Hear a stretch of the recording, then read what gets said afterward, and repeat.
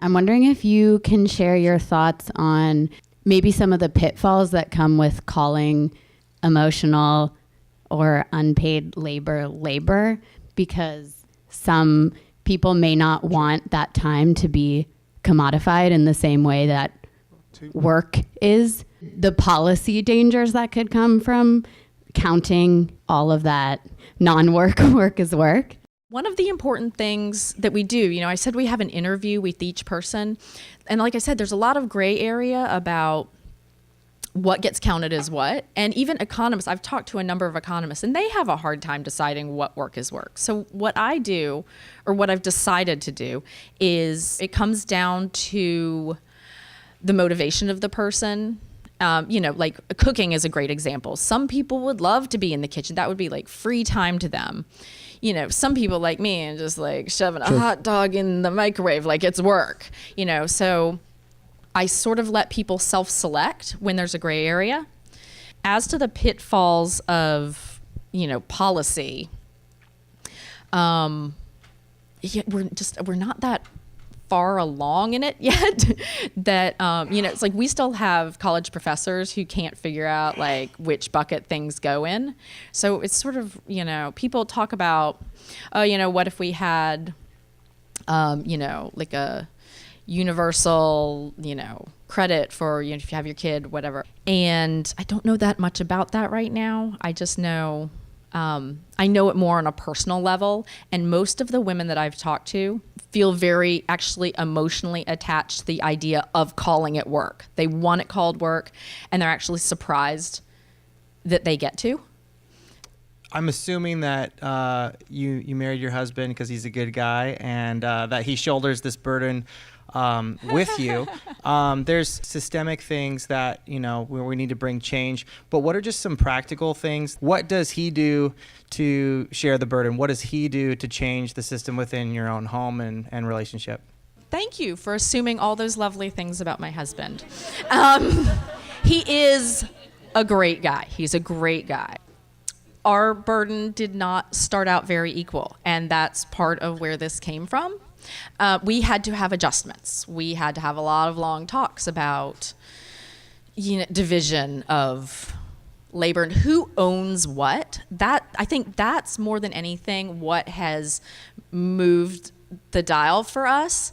It's not, I need you to wash the dishes, go wash the dishes. It's who takes ownership of what.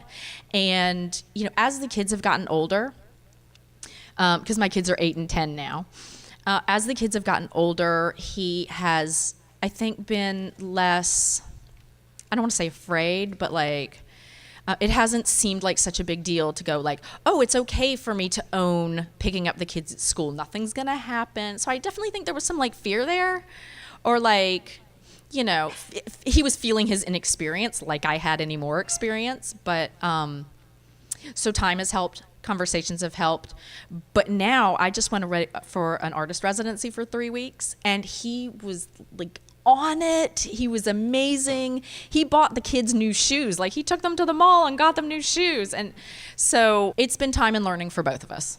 Yeah, it's been a journey, it sounds like. Yeah. It has been a journey. It's been a journey that produced an entire set of sculptures. Yeah. But it's good. For the second year in a row, the birth rate has dropped, and it has dropped below that level of replacement. But I'm wondering if the effects of the unpaid labor and this cultural issue, do you think that feeds into that? I mean, I can't speak to it statistically, but I can certainly speak to it anecdotally. I'm right in the middle of the kid years. Elder care is also a really large chunk. It's not just the kids, but like caring responsibilities in general do tend to make up the largest bits of unpaid labor, and all of those responsibilities statistically fall more often on women. But my age group, we're elementary kid age now. I know a lot of people who have decided not to have kids or decided maybe only to have one kid.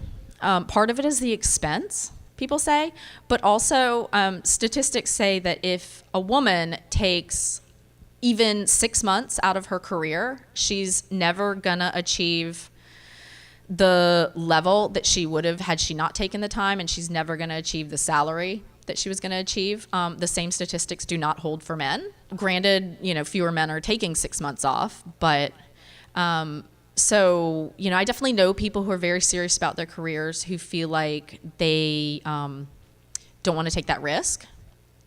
I know people who've come back just fine to their careers, but that's what the statistics say. Can y'all give a round of applause for Sawyer? Thank you, Sawyer.